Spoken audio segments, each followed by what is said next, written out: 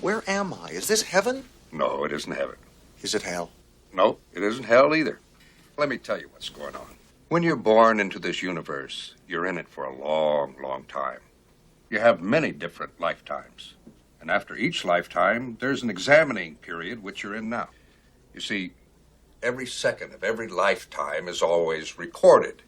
And as each one ends, we sort of look at it. Look at a few of the days, examine it. And then, if everybody agrees, you move forward. After getting hit by a bus, a man's existence is put on trial.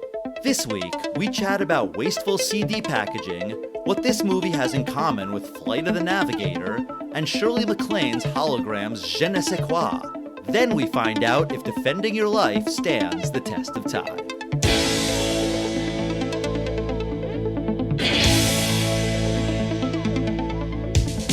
Test of time, James and Alan have their say. Do the movies you love still hold up today?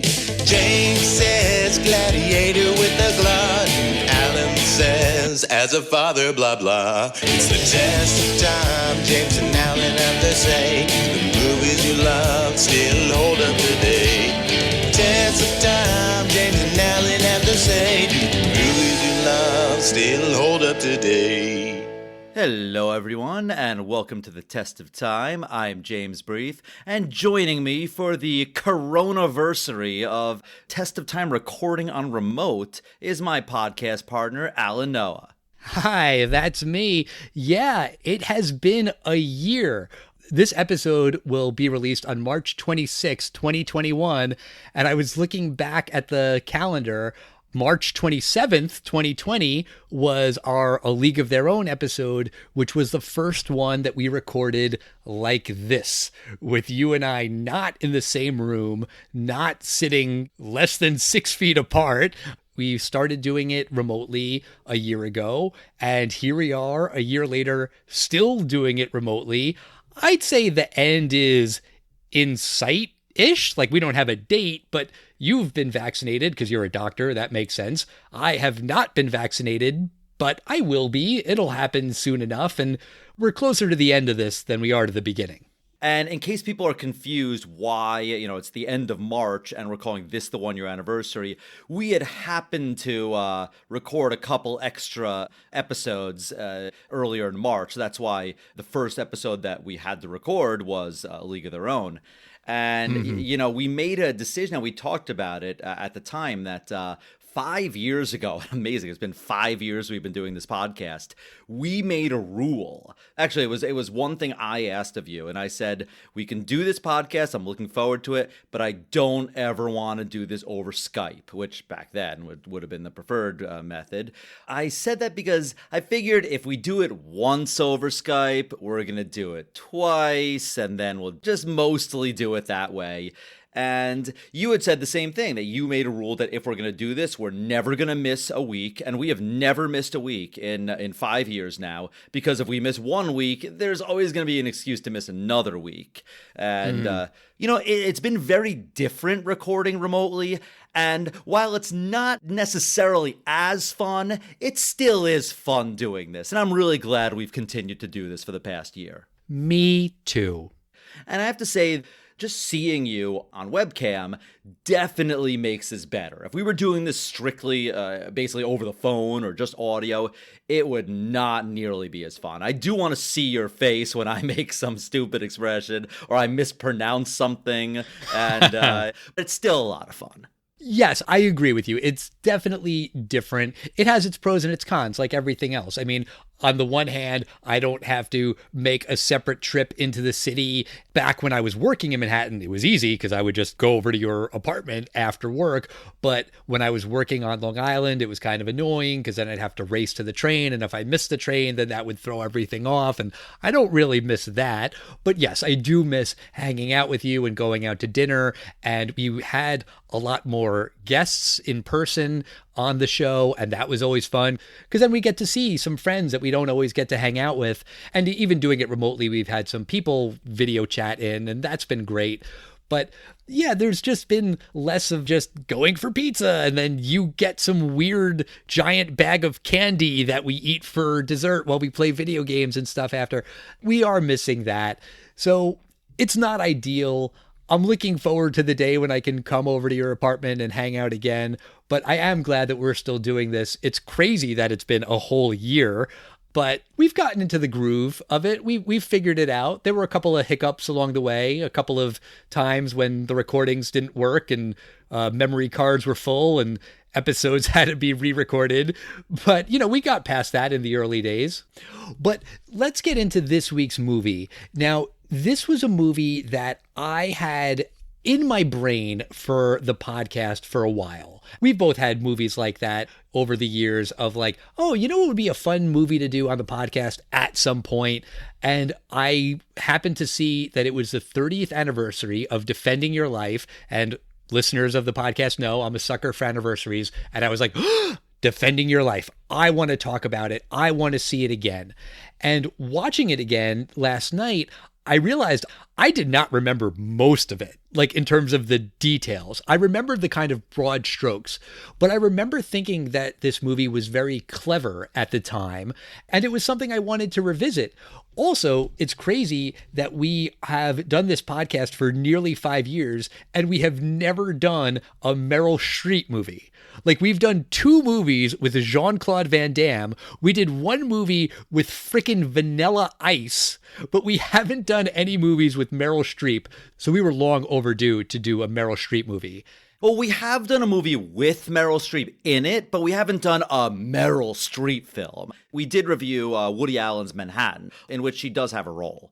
You're right. She was in Manhattan. I completely forgot about that. I think I only just think of all the ickiness around Woody Allen when I think about that movie. But you are correct. She does have a role in that. All right. So this will be our second Meryl Streep movie, but it will be our first Albert Brooks movie. I'm pretty sure about that, right? I think that's correct. I know Albert Brooks. I'm going to say, what do you think the role I know him best as? Something from The Simpsons, right? Yeah, and specifically who from The Simpsons? From The Simpsons movie when he's Cargill, the head of the EPA? Or no, you're going to say Hank Scorpio. Yeah, Hank Scorpio, where he was this weird, like, lovable James Bond villain. Like, it's just such a fantastic episode. And I believe the original concept of The Simpsons movie was going to have Albert Brooks as Hank Scorpio. I think that is true. By the way, Albert Brooks was in another episode of The Simpsons this season, not as Hank Scorpio.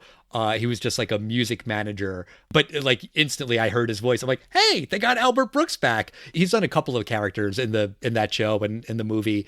I have to say kudos to The Simpsons for never selling out and doing another Hank Scorpio episode, because it seems so obvious to do that. They did have him back, I think, in like a cameo at one point, but I don't think it was like a Hank Scorpio episode, like a sequel kind of a thing. Right, I mean, like, they've had Poochie back here and there as, like, a little, like, hello, it's Poochie, he still sucks, but they haven't, like, sold out and done another one of those, like, the classic episodes like that. That's true.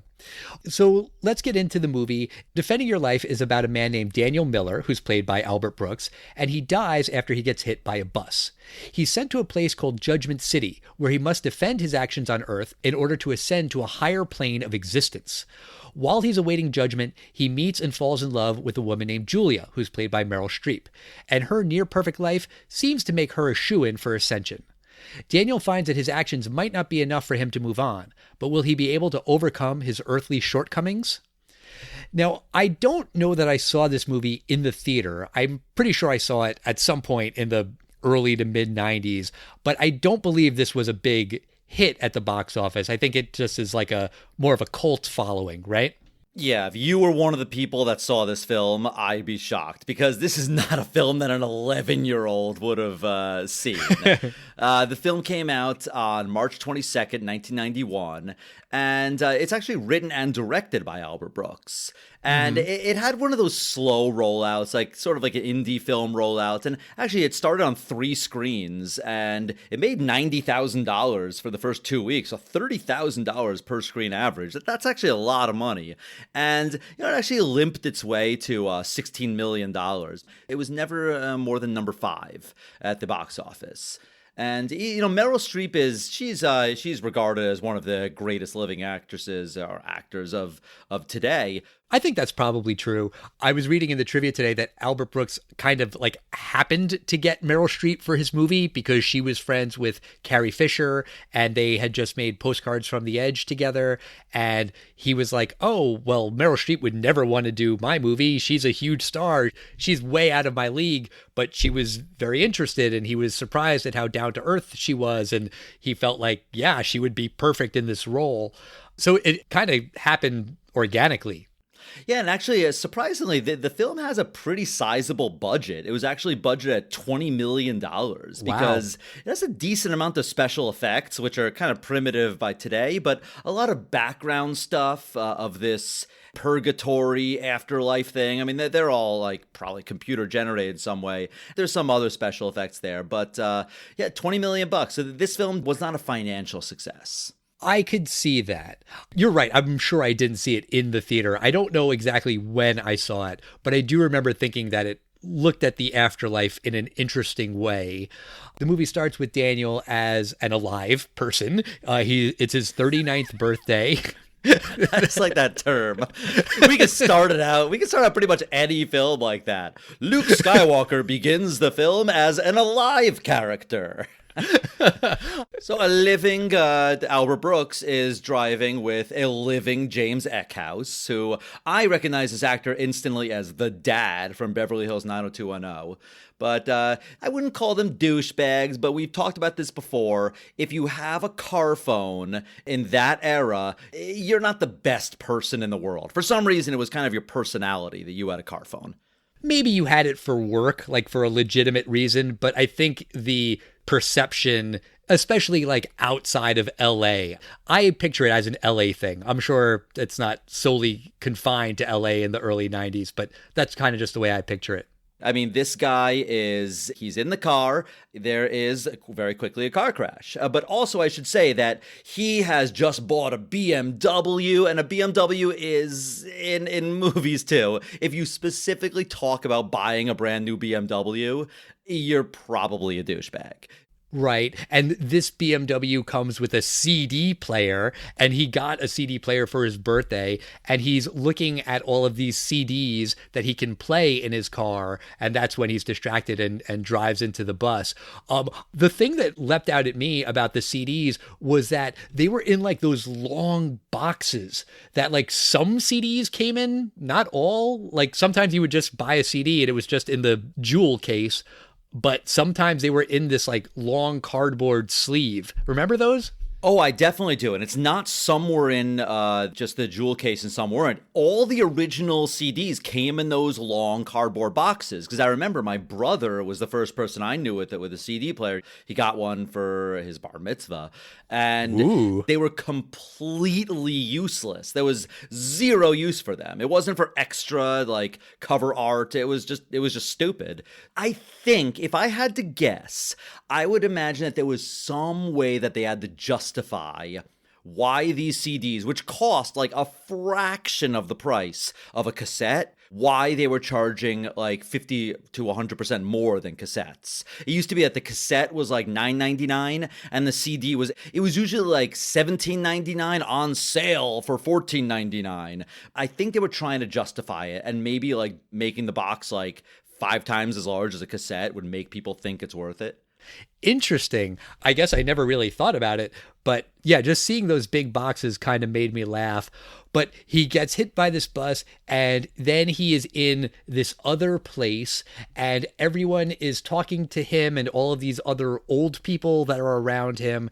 And it's not necessarily heaven. It doesn't seem like it's heaven, but it's some kind of afterlife place. There's a lot of these trams everywhere, which reminds me of like Disneyland or Universal Studios, like on the tour. Apparently, this movie used trams that were on the old Universal Studios tours. I feel like that's where you see these kinds of trams a lot. Maybe airports too. Oh, yeah. I mean, these are the kind of things where there's no middle aisle. You basically get on and get off, like you step directly from your seat onto the road. It's absolutely the kind of thing that you take from the parking lot of Disney World to the main entrance. And I'll give this movie credit. They don't spend a lot of time with Albert Brooks going, wait, where am I? He very quickly understands that he's dead. He doesn't quite know where he is, but I did like that they didn't waste time on this. Because I'll say, I know you said you don't remember when you first saw this film. I absolutely remember when I first saw this film, which was yesterday. I had never seen this film. So he died quickly and, fades to white. I know where he is. And I was kind of like, all right, like, I know where he is. The audience does. Like, can we skip this part? And it skipped that trope. I really like that. And this senior citizen, like, taps him and she goes, oh, it's so sad. Such a young man. And this is like, I'd probably call him like 40-year-old Albert Brooks, late 30s, like 40 years old tops. They say it was his 39th birthday. Okay. And she goes, was it AIDS? Because that's, in 1991, how you'd think tragically a young person would die. But he says, no, I got hit by a bus. Right. And so he goes to this hotel and then he gets a call from his defense attorney, this guy named Bob Diamond, and he's played by Rip Torn. And he really kind of handles a lot of the exposition here. Basically, it's not really a trial, he says, but it's going to feel like a trial, and it certainly looks like a trial to us, the audience, but they are going to determine if he can move on to the next plane of existence. And humans on Earth use 3 to 5% of their brains, and because of that, they are generally ruled by fear. So in this trial, they are going to determine if Daniel was ruled by fear or if he was able to overcome his fear. And if he didn't overcome his fear, he will be reincarnated, go back to Earth to have another chance to do it better. And if he has overcome his fear, he will get to move on to the next plane of existence. And then Daniel asks, well, what is that? What does that mean? And Bob says, you wouldn't understand. You're just not going to get it. And there's a lot of that in this movie, which you could accuse the movie of like yada important details of this world. But I think it also kind of works to the movie's advantage because they don't get tripped up in a ton of details about the afterlife and how it works and all of these nitty gritty things. They just sort of say, you move on or you don't. And you don't really need a ton more explanation than that. I agree with you. I think it's to the film's credit that it does not try to explain it, and it leaves it vague. There is zero religion in this film. Mm-hmm. This is basically purgatory, and purgatory is where you, in the Catholic religion, you go when you die, and if you're kind of on the cusp of going to heaven or hell, this is where you're judged, like, all right, you have one more chance kind of thing. And when I quickly realized this is a purgatory-like situation, I thought he's going to have to prove, because he was kind of a douchey guy, ad executive buying a BMW. I'm like, all right, he's going to have to prove I really was a good guy. And they actually start the trial out, the so-called prosecutor. She actually says in her opening statement, she goes, while he was a quality human being, he was ruled by fear. Right. The idea of centering it around fear, I think, is interesting. And I was thinking about that a lot, like after I watched the movie, because why fear? Why is that the thing that Albert Brooks, as a screenwriter, kind of latched onto? And I don't know specifically, but I think from a writing perspective, I could imagine that maybe fear is just sort of an easier concept to work with in a script as opposed to, are you a good person? Because how the hell do you define that? That's going to be really, really tough. With fear, there's still some wiggle room and there's some nuance and there's some things you can debate, but it's a little bit more of a narrow focus. So I think it sort of makes sense from a scripting perspective. Yeah, and if you go by the wisdom of Yoda, fear is the path to the dark side. Fear leads to anger. Anger leads to hate. Hate leads to suffering. No, I believe hate leads to suffering. That's true. You got to really enunciate. There is one thing that this movie does, which is a trope I really dislike, which is the whole humans use only 5% of our brain, which is not true. I mean, they still do this. I mean, in that somewhat recent film Lucy with Scarlett Johansson, they definitely talk about what if there was a way to make us use 100% of our brain, and we do.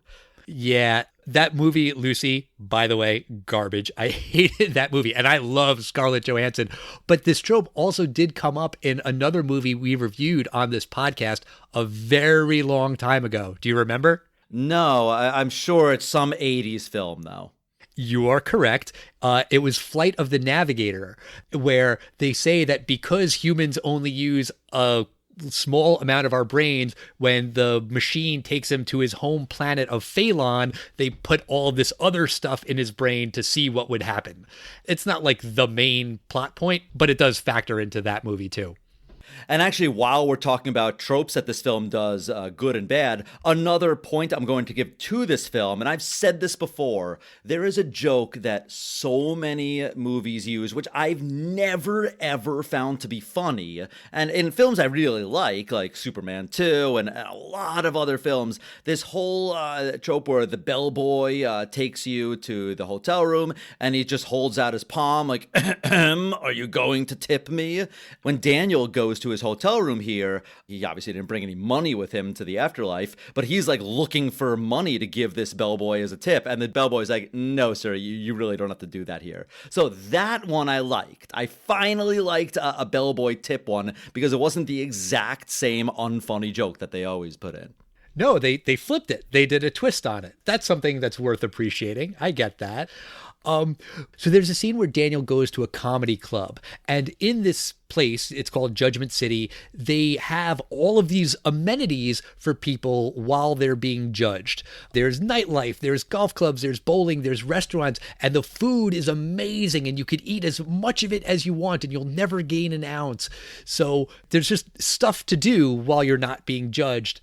Daniel goes to this comedy club, and that's where he meets Julia, and the comedian is just bombing on stage. He's not doing well, and there's a moment where he asks Daniel, how'd you die? And Daniel says, on stage, like you. And it's just a little quip because the guy is not doing well on stage as a comedian. Apparently, Albert Brooks, in real life, his father was a comedian who died on stage at the Friars Club. But then, in the movie, he and Julia are going to leave the comedy club, and he's like, oh, I can't go. That's my dad. And she's like, really? And he's like, no, not really. I'm just kidding. But then, if this story is true about Albert Brooks's father in real life dying on stage, the whole scene takes on this really dark turn, Yeah, that definitely does. But the reason that this scene is important is because we meet this Julia character played by Meryl Streep, and they instantly have a little connection. They start talking. They leave the club eventually, and we find out that she's obviously also in the afterlife, but she's in a hotel that seems to be way better in every single way to Daniel's hotel. She has a jacuzzi in her room. They give these cream-filled chocolate swans on your pillow every night, while Albert Brooks just has a regular shower, and he gets an after-dinner mint on his pillow.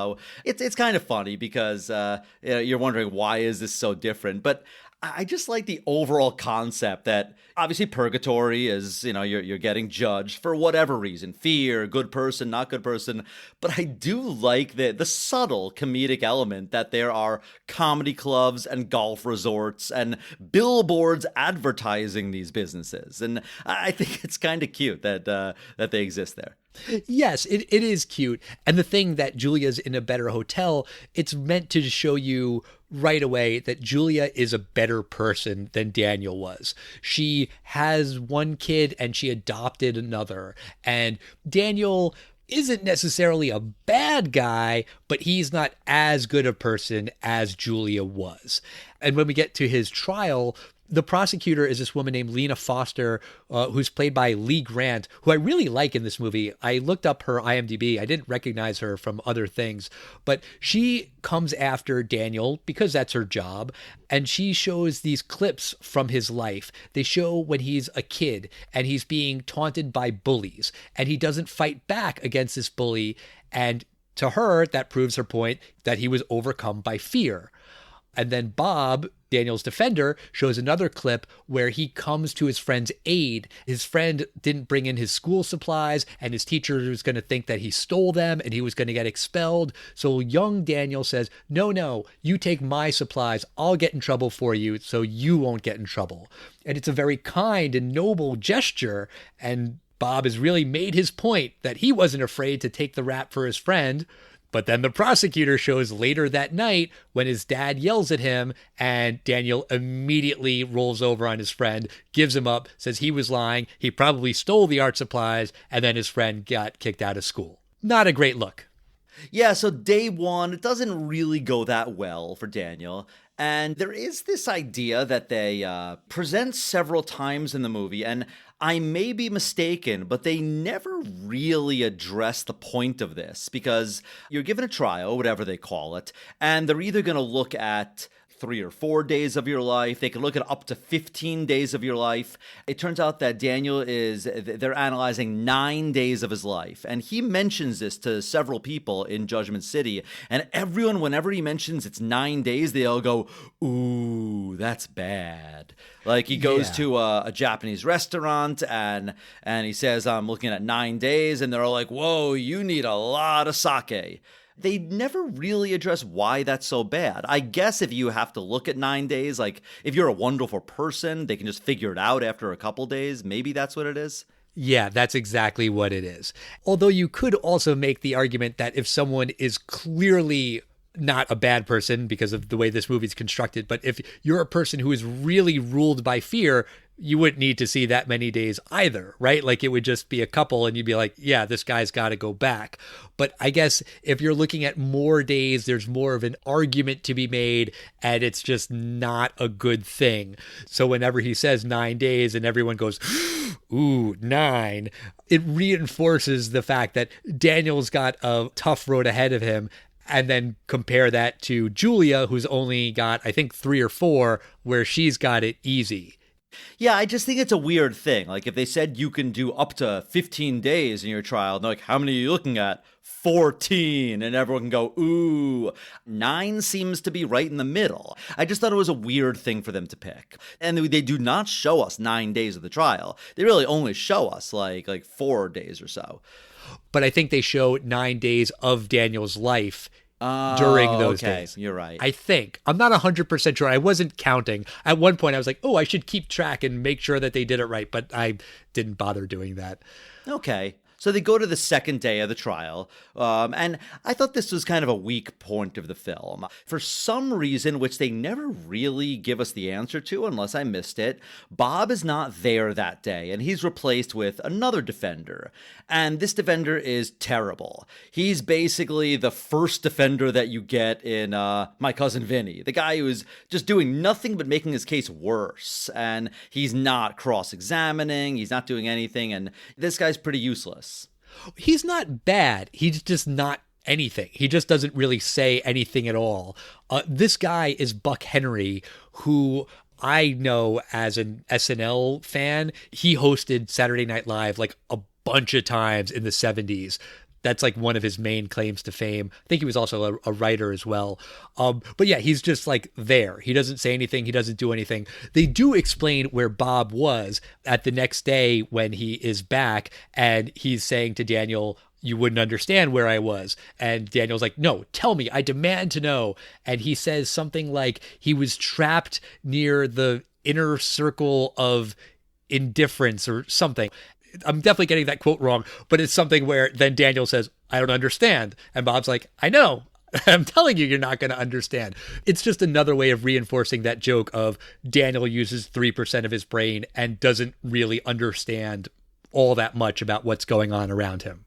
Yeah, I just didn't think there was a good payout to that joke. And actually, I also thought that the first part where the prosecutor shows his unworthiness to advance the next plane of existence, I thought was very weak. They flash back to sometime in the 80s when Daniel doesn't invest in Casio watches, and that proves that he has fear. I thought that was a very weak the prosecution method, that he didn't make a good investment. It would be one thing if he made a horrible investment, like he invested in Blockbuster Video in 2004. It just seemed weird that he didn't invest in Casio Corporation. And they're like, and that $10,000 investment would be worth $30 million today. And I mean, you could say that about anything, a $10,000 investment in Bitcoin or Tesla. I thought it was a weird thing that he's being prosecuted for. I agree with you there. It's not the strongest. The argument is that it wasn't that he made a bad decision, but it was that he was afraid to take this leap. But when it comes to investing, like, you should have some fear or hesitancy, and you never know exactly what's going to happen. And his friend gave him a good tip. It turned out to be a really good tip and he didn't take it. But yeah, you never really know. Like, the other argument that the prosecutor makes in this scene is about how he doesn't stand up to his boss when he's accepting a job, and he practices how he's going to negotiate for a high salary with his wife, and he's not going to take anything less than $65,000. Like, he and his wife rehearse it, and he does such a good job. And then the next day when he's at work, the boss says, I'll give you 49. And he says, great. And like, even the boss is like, oh, that was easy. You're not going to give me any counteroffer. And that you can sort of see, that's less about the money and that is more about the fear, where he didn't have the guts to kind of stand up to this new boss and make a counteroffer. Right. And to that point, it turns out that both Daniel and Julia are divorced, so they come to heaven single. However, we don't learn that they're divorced until significantly later in the film. And I really think that it would have been a better decision to tell us this earlier, because I was like, are they falling in love and forgetting about their spouse? Or is there some kind of twist? Because they mentioned that there's past lives. Are they going to have a twist that these two were husband and wife in past lives? Because they mentioned that they look familiar or something. It should have been said earlier that these people were not married when they died. You know, he says that he's divorced. I didn't ever hear Julia say that she was divorced. I was listening for that, if she was divorced or maybe her husband died or something. But when they first meet, Daniel says something like, oh, were you married, kids? And she says, yeah. And then she says, we had one daughter and we adopted a son. So she says, yeah, that she was married, and then we had a kid and we adopted. But I didn't hear her say that she got divorced. Did she? And I missed it? I think so. And having only seen the film once, I remember figuring out later that she was divorced. So I believe they do. Okay. It's possible that I missed that. But one other thing about that Judgment Day I wanted to mention, the prosecutor shows like a montage of misjudgments. And like, you think that's kind of against the rules, because I thought it had to be like only on specific days. But it's just funny because she's like, I'm going to show you a montage of misjudgments. Some are fear-based, some are just plain stupid. And it's a lot of just like him falling down, and it's kind of just pratfalls and stuff. That made me laugh. I thought that was like a funny line. They were funny, but I, again, thought this was a weaker part of the film, because some of this misjudgments were like, he uses a table saw wrong and saws the entire table in half. I'm like, that's not a mistake that should bring you get to the afterlife or not. I thought it was more comedic. That is true. The next scene I also thought was very intriguing, and I was actually very excited for them to finally get to this scene that they kept hinting about, but I really didn't love the payoff of this. There is this concept in this purgatory that if you are not sent to the next plane of existence, you don't go to hell. Actually, you get to go back to Earth, and you get like a reincarnated life. You won't remember your original life, and I thought that was very interesting, because a lot of these defending your life kind of films, usually if you successfully argue that you were a good person, they let you go back to Earth, and you get to live a little longer. So I thought that was interesting that the losing concept here is that you have to go back to Earth and not ascend. They do talk about that there's this hall of past lives where you can get to visit your past lives and see what kind of person you were. And I was really looking forward to this. I didn't really think it had much of a payoff. I thought it was really much more of a comedic element, and it really didn't pay off for me. I see what you're saying. It's sort of just a string of gags. The first thing that stuck out to me was that there's a long line to get in. In the afterlife, they couldn't have figured out some kind of better system where there's like a long line at Disneyland. Daniel even says, I feel like it's at Disneyland waiting in this long line. When they do get in and they're like learning how to use the past lives machine thing, like where to put your hand, the person who's explaining it is Shirley MacLaine. Apparently that was an in-joke because Shirley MacLaine was saying that she believed in past lives and that she had been reincarnated and, you know, she'd kind of been made fun of in the media. So then for her to be in the past lives pavilion in this movie was sort of a wink to the audience. If you happen to get that reference, went over my head, but whatever. You know, I didn't recognize Shirley MacLaine. However, once I saw her, I'm like, this is someone famous and this is a cameo. You know, she had that je ne sais quoi that I'm like, this is a Hollywood big star. And you could tell that from a hologram of Shirley MacLaine. She didn't say, hi, I'm Shirley MacLaine, but it practically was like the celebrity cameo, like introducing the corporate film or something. I getcha. And while Daniel and Julia are going on these dates, there is this connection between them. And something that I've said in different movies that we've talked about on the podcast is like, they want us to think that this couple is falling in love, but we don't really see that they're falling in love. They're just spending time together and then they're quote unquote in love. I feel like in this movie, they sort of have a cheat in terms of like, well, it's this ethereal plane of existence and it's not real life, and they have this connection. And it does sort of like gloss over the fact that like, yeah, they're falling in love really quickly, but it doesn't really bother me that much because you just sort of sense that they have this connection. I was expecting them to use the word soulmates at one point, you know, like it seemed like maybe they were going in that direction, and they don't. They never say that. I think partly I was thinking that because this movie definitely gave me vibes of The Good Place. Did you watch that show? I saw parts of it, and this is, to me, I think one of the weaker parts of the film. I was really expecting, as I said before, that there was going to be a twist. Why do these people instantly fall in love? They're going to find out they were lovers in a past life or something. I don't really understand why they have such a quick connection. I agree with you that they don't really make it clear. It doesn't bother me. I think just because the actors have real chemistry, and I just sort of was going with it that like, okay, there's some connection that they have, and it can't really be explained. And they even kind of address it. They're like, I don't know why you make me feel this way, but you just do. And the fact that they both feel it, I don't know, like maybe it's a cop out, maybe it's a cheat, but it did kind of work for me. At the next Judgment Day, they show how Daniel has stage fright. He's supposed to be giving this presentation and he chokes. But there's another one where he is on a snowmobile and he gets into an accident. And this is Bob, his defender, who shows his clip and says that he was so brave, he crawled on the ground for 3 miles on a broken leg to save himself. And that shows that he's not ruled by fear. But then the prosecutor says, yeah, well, he never rode a snowmobile ever again. And I really like Daniel's defense of himself in that moment where he's like, that wasn't fear. I just hate snowmobiles. And then he goes on like this mini rant about how snowmobiles are terrible. I don't know from personal experience. I think I only rode a snowmobile once, but I love, love, love the line where he says, pardon my language, but after you ride that thing, your balls vibrate for 3 weeks after. And then the judges, who are like these two straight-laced people, they kind of have like the, oh my kind of face. But I really like that line.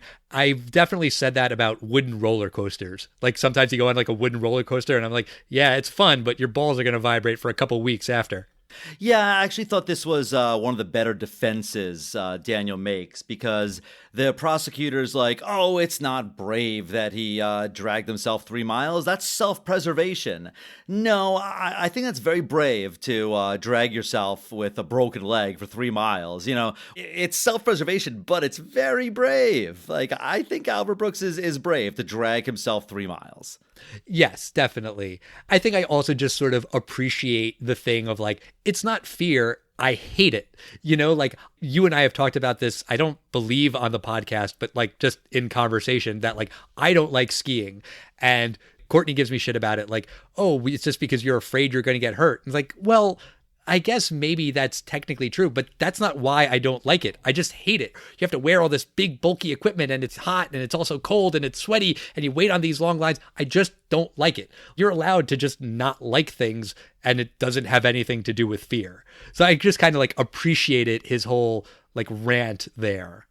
Yeah, I agree with that. And after his third trial day is over, he's walking through the Judgment City courthouse and he stumbles into Julia's trial. And you see that her trial is much like his. There's a prosecutor and a defense, and there's a projection screen where you could see the days of her life. But unlike Daniel's, where he has all these questionable actions that he's done and decisions he's made, Julia is a perfect person. She is literally saving her children from a fire, and then she runs into a fire without any fear of her own life and rescues the puppy. No, it was a kitty. A kitty. Okay. Either way, like we said many times, if you save an animal in a film, the audiences love you. And I guess if you save a kitty in a projection film in Purgatory, the prosecutor and defense love you. And actually, I thought that was funny because after they show that, the prosecutor was like, I just wanted to see that myself. Again, he says he wanted to see it again. So once again, we're reinforcing the fact that Julia's got it made. She's passing this test. She's moving on. And Daniel isn't. So they go out for another date. And at the end of the night, Julia invites Daniel to her room.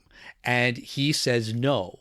And she asks him why. And while he's giving his reason, he says, because he doesn't finish, I'm afraid, but you know that's what he's going to say.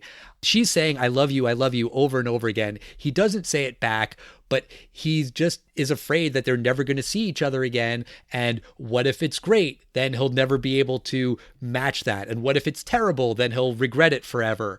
So he doesn't sleep with her. He goes to his next trial day, and then the prosecutor shows that clip, which is maybe against the rules, maybe isn't, to show a clip from Judgment City when most of the other clips are from Earth. And the prosecutor asks Daniel, why didn't you sleep with this woman when you clearly like her? And he admits to it. He says, because I was afraid. You know, those question whether or not they should show something from the afterlife. I thought that was perfectly valid because he has the same, I guess you could call it, soul that you would have on Earth. So he made basically the same decision he would make on Earth. So I think that was perfectly valid of them to show, like, look, this guy might be a good person, but he is just consumed by fear. Right. At that point, his fate is sealed. He is not going to move on. He gets sent on the tram back to Earth. And then while he's on this tram, he sees Julia on another tram going in the other direction. And Julia calls out to him. And at that moment, Daniel is filled with bravery. He wants to go be with her. He gets off the tram. He's electrocuted. He's dodging the trams that are going by. And he makes his way over to this other tram. And then we cut to the defender, the prosecutor, and the two judges. They're all watching this on their big screen. And Bob says, brave enough for you? And the prosecutor smiles and the judges hit the button and it opens the tram doors. Daniel's saying, I love you to Julia. They kiss and then they go off into the great unknown. And I guess you could call the ending hokey. I thought it was really sweet. It kind of worked for me. What did you think? No, I agree. I mean, we mentioned this before. I think the movie does itself a favor by not answering certain questions that it really shouldn't get into. And it doesn't say where they go. And I thought that was fine. I also appreciate the fact that the prosecutor is not just some, like, hard ass. And even when she has him convicted, she comes up to Daniel and shakes his hand. And she's like, it was a pleasure to meet you. Like, you know, you're not a bad person, but you're just not ready yet. Yeah, and I really like that character of Lena, the prosecutor, and the actor who plays her, Lee Grant. She's an adversary and a formidable adversary, but she's not evil. Like, she's doing her job, and she's doing her job well, but she's not evil. It's not malicious. She's just doing her job. But so we are at the end of the movie, and I'm curious to know, James, do you think it stands the test of time? I like the fact that it's one of your not laugh track comedies. There's no gut busting laugh out loud jokes, but they're subtle. And I'm okay with subtle humor in a movie that calls for it. An Albert Brooks film would be that kind of film. I like it.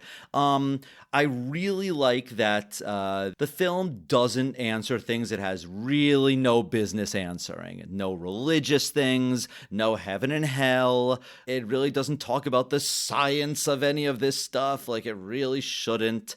I think the acting is very good. Rip Torn, really, really fun guy. He's just fun in everything. And, it's a shame because I'm sure he's way more famous than this. But his most famous role that I'd ever seen him is he's the leader of the Men in Black agency. That's the role I know him best as. And he's always, hey, this is how I talk. I'm Rip Torn. And he's just a fun guy. Meryl Streep, enough said. And Albert Brooks, he's very good. I think the movie is directed well. It's not too long. It's not too short. The opening, they really cut to the chase very quickly. They kill him quickly. They don't waste time on stupid stuff, like 15 minutes on, oh, am I dead? Am I not? And they explain what's going on quickly. Things I don't like about the film, I don't like the love story. I don't really buy it. I guess to be fair, I was expecting a twist, and when you kind of come up with the twist in your head and that doesn't happen, it's a little unfair that what I assumed was going to happen didn't happen. While I do like the concept that this is not a are you good or evil judgment, and I think that's pretty intriguing, the trial of fear, I don't think necessarily the prosecutors make a great decision on it, or maybe the prosecutors are fine, but I just wish they wrote somewhat better scenes that show that this guy is crippled by fear.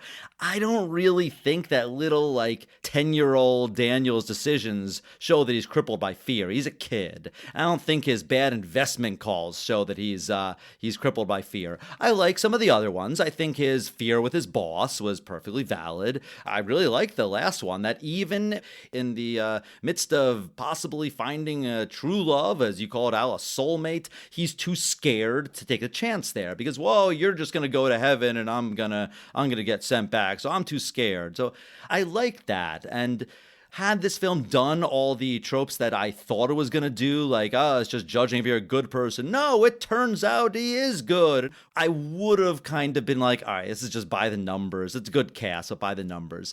But I'll say that there's enough intriguing stuff in here by what they tell us, and even more importantly, by what they don't tell us. Because it's been a day since I've seen the movie, and I've been thinking about the concepts in this film. So I think that's kind of the mark of the stimulating film that kind of stimulated a lot of thoughts in my head. And I'll say because of that, it's just good enough that it tips the scales for me. And I think it's an intriguing film that does stand the test of time. What do you think, Al? Does it still hold up? Well, I first want to address the point that you said about how it made you think. And I 100% agree with you. I have been thinking about this movie nonstop since I turned it off. And a lot of it is because of the COVID world that we're living in. What's the thing that those mask deniers say? I'm not going to live in fear. We started this episode talking about how we haven't done the podcast in person together for a year. Is that because of fear? Well, kind of. I mean, if I died tomorrow, would the prosecutor in Judgment City say Alan was afraid of COVID and he didn't eat at restaurants for a year and he didn't go and see his friend James in person for a year? Maybe they could make that argument. And I would counter that argument by saying, well, I am still living my life. I still go to restaurants and outdoor dining and I see friends in a safe way. And James and I are still doing the podcast. So doesn't that show that I'm not letting fear cripple my life, but I'm being sensible? I think you could make an argument either way. And I do think that, to your point about some of the arguments against Daniel not being super ironclad, I think you've got a good point there. But Bob specifically says that their system isn't perfect. It's based on judgments and Sometimes someone will win a case, but it doesn't mean that they're right. It's a judgment call. It's a call made by people who use 50 or 60 whatever percent of their brains, but they can still make a mistake. And I've been thinking about all of these things lately. I really like The Good Place. I think there's a lot of parallels that you can make between this movie and The Good Place. The Good Place, they really do go into more of like the nitty-gritty rules of how the afterlife works, which makes sense because that was a TV show that ran for 4 seasons. I saw a tweet where someone said to Albert Brooks, hey, that show ripped off your movie, Defending Your Life. We should sue. And he just wrote back, yeah, go for it. I'm going to go out on a limb, James, and guess you didn't see the latest Pixar movie, Soul, did you?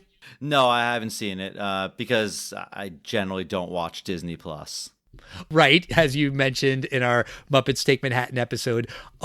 But that movie, that's more about the great before. So it's like about your soul before you're born, not after you die. So not exactly the same, but these kinds of concepts are still being explored. It's interesting that Albert Brooks wanted to explore it 30 years ago. Writers are still exploring it now. You could also make the argument that this movie stands a test of time because it's coming to the Criterion Collection, which is, you know, kind of an honor for movies. They don't do that for everything. I really like this movie. I really like what it says about life and the afterlife, and it really does make you think about how you live and the decisions that you make and how you will be judged. I read an interesting quote by Albert Brooks that said he sort of made this movie because he thought that self-examination got a bad rap with the yuppies, but that he does think it's important, and it is important to think about like who you are and the decisions you make. I think this movie does stand the test of time. I'm really glad I watched it again. I'm glad you watched it. I'm glad you liked it, James. That makes me happy. I'm glad that you enjoyed it. And yeah, good flick. Yeah, you know what else stands the test of time, Al? What's that? Do you know what the Dead Sea Scrolls are? Yes, of course. I went to Israel. Were they in a museum there, or maybe we just heard about them when I was there? But yes, I know what the Dead Sea Scrolls are. Well, you're correct about both of those. There's a Dead Sea Scrolls museum, and I'm sure you heard about them when you're there. It's the museum that kind of looks like Hershey's Kiss. But there is this Bible from like the 1100s, and it's like the lexicon something, and that was the oldest Bible that was known to exist, you know, at the time, 900 years old or so. But then the mid-20th century, they found this, the Dead Sea Scrolls that are from like 2,500 years ago, and it's basically sections of every single book of the Old Testament. And whether or not that you believe in religions or not, the thing that's amazing is that for 2,500 years, people had been copying this book, father to son, mother to daughter, whoever was doing it, just perfectly, over and over, generation to generation. You know, it's something that stood the test of time. And on this week, the last week in March 2021, especially, that book of Exodus, for people celebrating Passover, I do wish them a happy Passover, celebrating this story that people have been celebrating and talking about this story for 2,500 years. I say this to everyone but you, Al, because you, of course, don't think that the story of Passover stands the test of time. But to everyone else, I wish a very happy Passover, a very lovely Easter, and to any secular humanists, a very lovely spring solstice. It's a shame that you can't hear the sound of my eyes rolling. A year ago, I said that the Prince of Egypt doesn't stand the test of time. Which is a retelling of the story of Exodus. It is a bad retelling of the story of Exodus. I will be celebrating Passover. You know that, you son of a bitch. But you won't be celebrating it by watching The Rock, because you also think that movie's terrible. Right. I won't be celebrating Passover by watching a terrible movie. I will be celebrating it by doing the Passover Seder. That's how you celebrate the holiday. No, you celebrate it by watching The Rock. No, that is incorrect. But that's going to do it for us this week. Next week, we have a special guest returning to the show. Our good friend Darren from the Board Games Are for Losers podcast is going to join us to talk about The Saint, a movie with Val Kilmer and Elizabeth Shue. Brrr. I think Elizabeth Shue might be the woman that you have the biggest crush on in all of the 250 episodes. Yeah, I'm trying to think of anyone who could rival her. I definitely had a huge crush on Mia Sara, who played Ferris Bueller's girlfriend and Jean-Claude Van Damme's wife in Time Cop. Jenny Lewis from The Wizard, definitely had a big crush on her. But Elizabeth Shue, my crush on her has stood the test of time, for sure. You do mean to say when we were 10 years old and we saw a 10-year-old Jenny Lewis, in case anyone's wondering there. Yes, and I will also say that now, as a 40-something-year-old, I am a fan of 40-something-year-old Jenny Lewis. She still looks amazing. Her music is still amazing. I like her as an age-appropriate crush. Agreed, yes. Do not miss that episode. Make sure you're subscribed on whatever podcast platform you're listening to us on. Talk to us at Test of Time Pod on Facebook, Twitter, and Instagram. Let us know what you think about the afterlife. Do you think defending your life gets the afterlife right? Or is it more The Good Place? Is it more like Soul? Is it completely not like any of these things? Let's get into a big theological debate on Twitter. Why not? So, yeah, we'll see you next time, everybody. Bye.